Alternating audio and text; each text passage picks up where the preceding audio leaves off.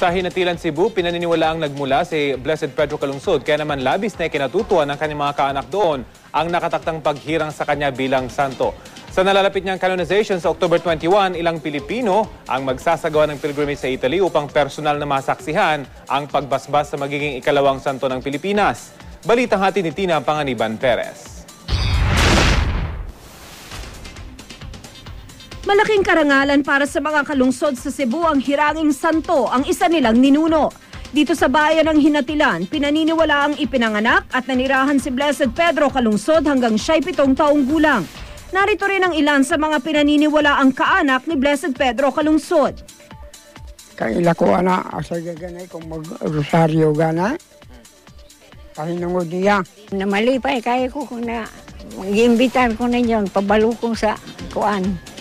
Iyang Pedro Calungsod mo, siya na masanto.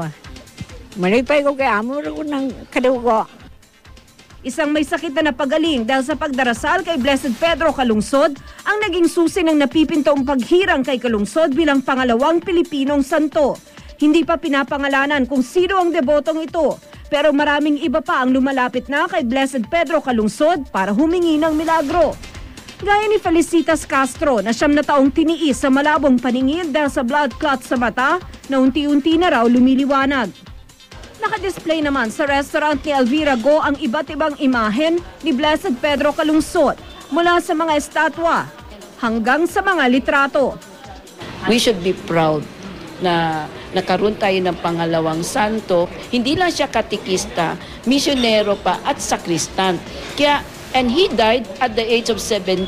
So magandang i-emulate siya ng mga kabataan. Nakataktang lumipad patungong Rome, Italy si Go sa October 18 para saksihan ang canonization ni Blessed Pedro Calungsod sa October 21. It's very rare kasi na you will be given a chance to witness how Vatican declared as same yung mga rites, mga rituals doon. Tapos very rare din kasi na makikita mo nagtutulungan lahat ang mga simbahan, no? Kung paano ipapalaganap yung buhay ni Pedro Calungsod.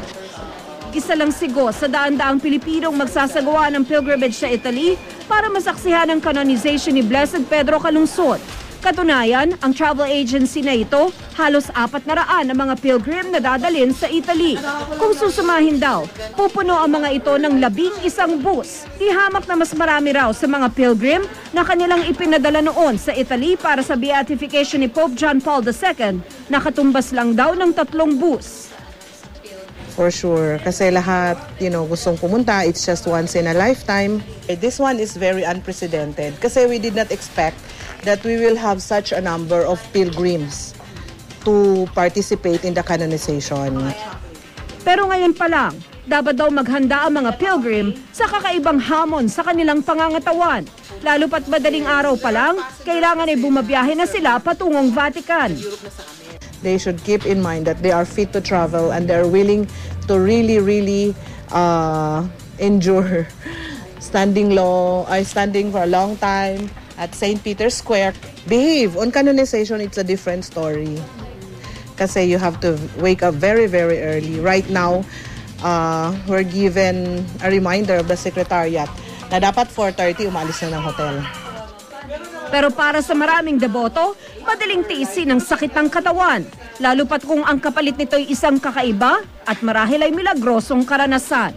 Tina Panganiban Perez, GMA News.